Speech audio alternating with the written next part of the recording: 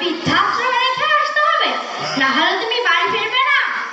মা, মা, রোজ রোজ এত ঝগড়া আর অশান্তি আমার ভালো লাগে না। মা, চলো তোমাকে বৃদ্ধাশ্রমে রেখে আসি। আমার জন্য তোদের ঝগড়া হয়, অশান্তি হয় কেন বাবা?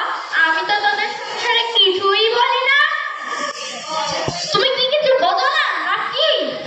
তুমি বুড়ো হয়ে গেছে, সংসারে কোনো কাজ করতে পারো না, তোমার বিভিন্ন রোগ হয়েছে, তোমাকে এখন তোমার বউ সহ্যই করতে পারে না।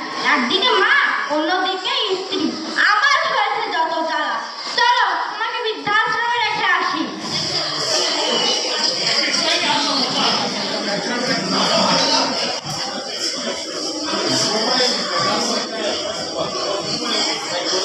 মা, এখানে সব ব্যবস্থা, তোমার কোনো এখানে অসুবিধা হবে না। তাহলে এবার আমি আসি।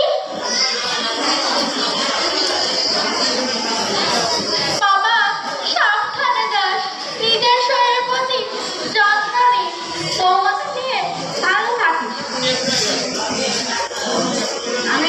আমি মাকে বৃদ্ধাশ্রমে ফেলে যাচ্ছি, আর মা আমার ভালো থাকার কথা বলছে, আমাকে নিয়ে চিন্তা করছে।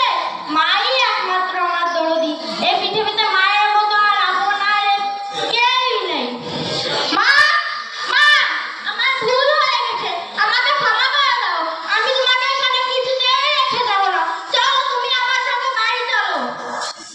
না বাবা, আমি বাড়ি ফিরে গেলে বৌমা তোর সঙ্গে আবার ঝগড়া করবে, অশান্তি করবে।